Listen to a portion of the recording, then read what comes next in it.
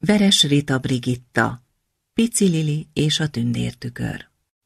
Pici Lili és legkedvesebb barátnője Iris, a pillangó, egy tikkasztóan meleg reggelen elindultak kirándulni a közeli patak partjára. Imádták hallgatni, hogy csobog a víz, és nézni, milyen lágyan hullámzik. A nagy melegben jól esett egy kis pancsolás is, így hát gyorsan levetették cipellőiket, és mezitláb táncot jártak a hűsítő habokban, de no lám, a patakpartján valami káprázatosan, gyönyörűen fénylő, színpompás tárgyat vettek észre.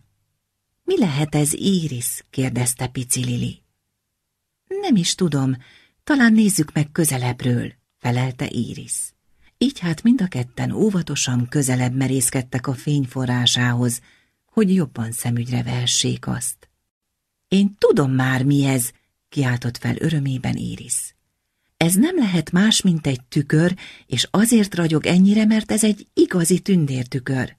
Ha kívánsz a tükörtől valamit, azt rögtön teljesíti, de vigyázz, mit kívánsz, jól át kell gondolnod, mert csupán 3 lehetőséged van.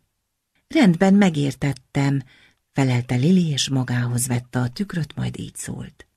Tündértükör, az első kívánságom az, hogy mutasd meg nekem földünk lakóinak tevékenységét, hogy láthassam, milyen hatással van ez az állatokra, a növényekre és ránk, gyermekekre. Kívánságot számomra parancs. S ezzel a tükör egy hatalmas fénylő örvényben felkapta Pici Lilit, és először elrepítette egy halászhajóra. Nagy volt a nyüzsgés rajta, mindenhol matrózok sorakoztak, és a nagy kapásra vártak. A hálójuk csapdájába meg annyi hal, rák és más vízi élőlény esett. A hajó csak úgy roskadozott az új rakományoktól. Miért kell ilyen temérdek mennyiségű halat kifogni? kérdezte Pici Lili az egyik matróztól.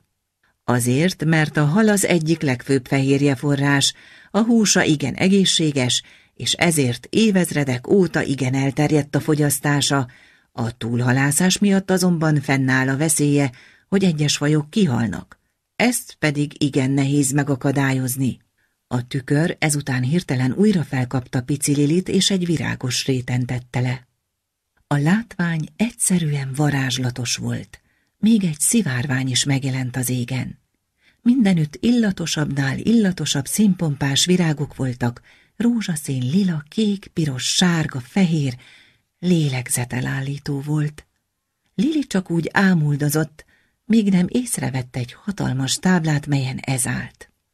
Itt épül a legújabb bevásárlóközpont, a Superstrada Csillagpláza, látogasson el hozzánk, 1 hónap múlva nyitunk, és óriási kedvezményekkel várjuk önt és családját. Pici Lili elszomorodott. Jaj, csak ezt ne! El fog tűnni ez a gyönyörű rét, de befejezni már nem tudta gondolatát, mert a tükör tovább repítette egy újabb, számára ismeretlen helyre. Egy kis házikóba érkezett, ahol egy anyuka élt 3 kisfiával, Lénárddal, Kristóffal és Mátéval. Lénárd imádta rendben tartani környezetét, mindig elmosogatott maga után, kidobta a szemetet, sőt, külön is választotta azt. Külön gyűjtötte a papírt, az üveg, a műanyag és a veszélyes hulladékot, ügyelt arra, hogy ne folyassa a vizet fölöslegesen, és hogy minél több terhet levegyen édesanyja válláról. Kristóffal már más volt a helyzet, őt csak a sport és a barátok érdekelték, nem törődött a körülötte zajló világgal. A mának élt, és természetesnek vette a föld anyakincseit. Úgy gondolta, ha neki van tiszta ivóvize és finom vacsorája az asztalon minden nap, akkor másnak is. De tévedett. Ugyanúgy, ahogyan öccse Máté is, aki mint egy kis filozófus a könyveinek élt, bár sokat tudott a művészetekről és az irodalomról, a biológia vagy a földrajz már nem volt az erőssége. Szegény Lénárdot öccsei mindig kinevették rendiránti szeretete és takarékoskodása miatt, nem volt ez másképp aznap sem, mikor Lili látogatta meg őket. Harsány nevetésük vízhangzott az egész telepen, Lili számára pedig ez elviselhetetlen volt, így arra kérte a tükröt, mutassa meg a 2 csintalan fiúnak, a föld készletei végesek, s az ember tevékenysége miatt a föld szenved. Így a tükör elrepítette őket egy afrikai faluba, ahol a gyerekek éheztek és szomjaztak, betegek, szegények és kiszolgáltatottak voltak.